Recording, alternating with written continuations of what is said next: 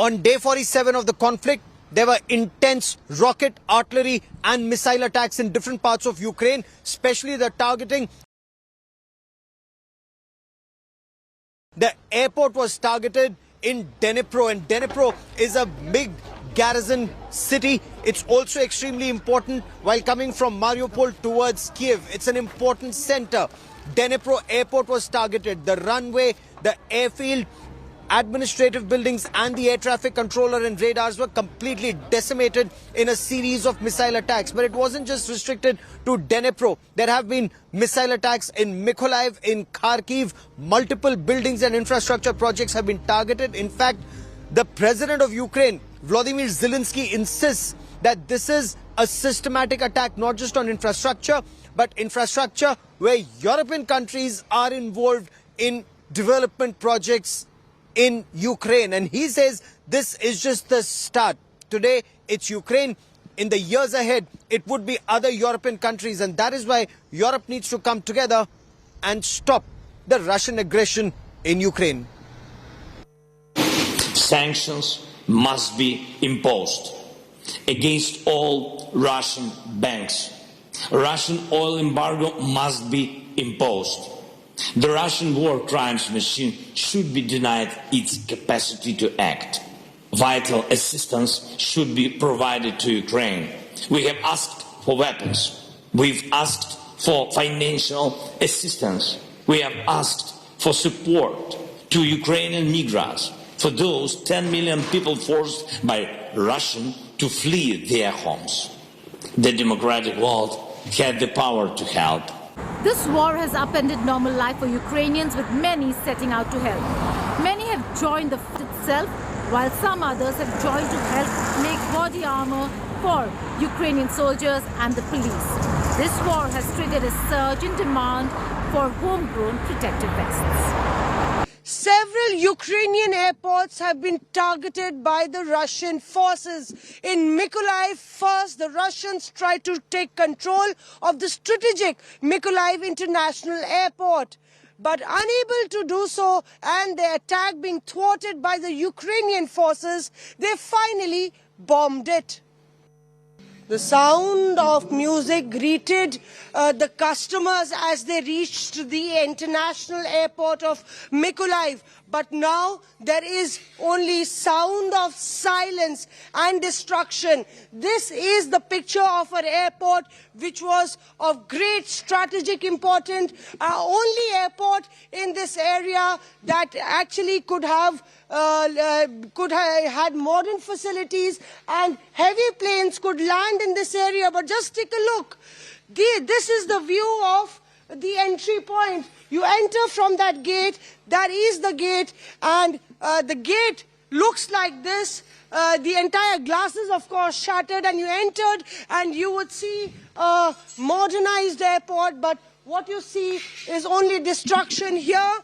SkyUp Airlines, Turkish Airlines, these are the laptops and memos is what you see. That could be, in fact, the place where you came to collect your boarding passes. But before that, you would go for a checkpoint to check how much weight you're carrying. Look at the wing scale machines.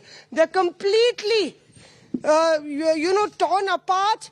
All that you see is the needle, and yes, the needle is frozen at the point. 2,000 kgs, that's the weighing machine. And here is the security check for your baggages. Some volunteers, their jackets also lying here, and glasses. We are told we cannot go inside because there are some active ammunition still. But Dimitro sir, who's the public relations officer, who's brought us here, getting you these exclusive pictures. Dimitro sir, the Russians have been targeting your airports, and this airport was bombed because they couldn't take control of it. Yes, they don't have control of this airport, and when he misunderstands, they bombing airports. You have been to this airport earlier. How did it look like? I can see a piano there, security checks. I'm told that this was a very modern airport. The runways were very good. Not very modern, but he's the one. This is first and last airport international Mykolaiv, and Mykolaiv region too. The entire Mykolaiv Oblast region, sir, is telling us this was the only airport. In the initial days of war, there were helicopters. The Russian troops tried to descend here. In first week of this war, Russians tried to keep this airport by their troops. They go by helicopters and they die. Because Mykolaiv is fighting and Mykolaiv is stay. It's also very important to note that Mykolaiv is giving a very stiff fight, and they really think this is the barrier that is stopping them from going ahead to Odisha. It is a very important fight that you all are putting up, because they think that if they can capture Mykolaiv, they will be able to capture Odessa. Yes, but this is our native town, and this is our land. We fighting for our city and our land. India Today is also giving you all the picture, even as we show you the entire area. Just have a look here, and you can see the ammunitions that the Russians were using. So this seems to be a part of the ammunitions of the Russians. What exactly is it?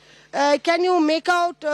So here you see this seems to be a part of the Russians. Maybe this is part of rocket type Iskander, and after Iskander, they bombing us by Smerch. Okay. So they were wanting to make sure that there's complete destruction. Yeah, this is complete destruction. So here you are. You can see that sir was just telling us that these are part of the Russian bombs that were fired. And here, Mykolaiv International Airport. This is the picture that tells it all, a story of violence, a story of how the Russians are continuing their aggression and invasion of Ukraine, but their efforts are being thwarted by the strong willpower of a nation that refuses to back off. With video journalist Parminder Sharma, this is Mosmi Singh getting you these exclusive pictures from Mykolaiv Airport for India Today. Chechen leader Ramzan Kadyrov, Putin's right-hand man, has declared that his next target is the Ukrainian capital, Kyiv. He has claimed that he has been asked to conquer the rebel areas of eastern Ukraine first and then will march to the capital city. Here's more story. Putin has unleashed his trusted loyalist to wreak havoc in Ukraine. Ramzan Kadyrov, the man who rules Chechnya with an iron fist. Handpicked by Vladimir Putin for the top job. Someone who wrestles crocodiles with bare hands.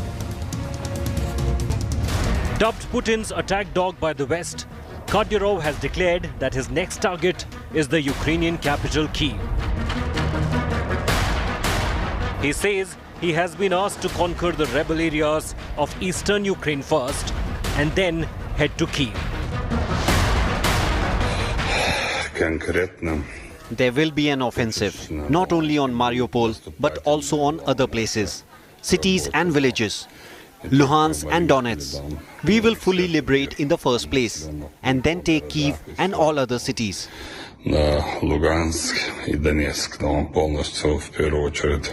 Kadyrov portrays a macho image of himself, frequently posing with guns and military garb. He has never shied away from flaunting his opulent wealth. A known tyrant who stops at nothing. The Chechen president has been accused of a wide array of human rights violations under his rule. Kadyrov has been accused of ordering torture and extrajudicial killings, along with a string of assassinations of Russian journalists and human rights activists. A number of his Chechen critics who sought asylum abroad were attacked or killed even on foreign soil. Kadyrov imposes regression through violence in Chechnya, where he ordered women to be shot at with paintballs for not observing the Islamic dress code, even urging men to block their wives from using WhatsApp. The Chechen leader also backs polygamy and in the past has ordered purges against homosexuals, going on to claim there is no homosexual person in Chechnya. Ramzan Kadyrov is one of Kremlin's deadliest weapons, and Putin has now decided to unleash Kadyrov on Ukraine. Bureau Report, India Today.